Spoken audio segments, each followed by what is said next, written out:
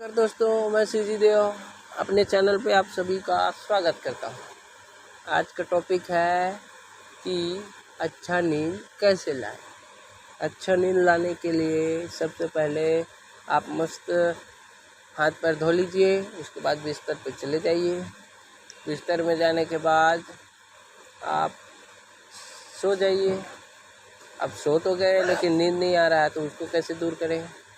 तो जब सो जाते हैं तो हमारी जो दिल की धड़कन होती है उसकी आवाज़ जो बजती नहीं रहती है, खन खन खन, या कुछ अलग टाइप का बजता है, धक धक धक, ऐसा उसको महसूस करने का, उसको सुनने का।